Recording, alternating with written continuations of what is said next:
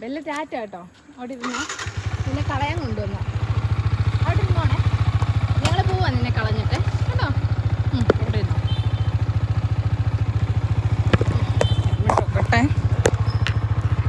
ടാറ്റ കുഞ്ഞ്, ഞാൻ വണ്ടി കയറുക കേട്ടോ. ശരി ശരിയേ, ശരി എന്നാ പോയിട്ട് വരാം.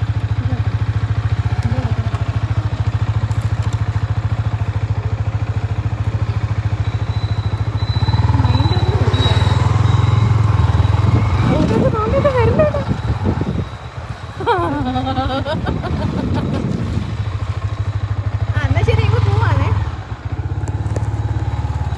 പോവാ ബെല്ലേ.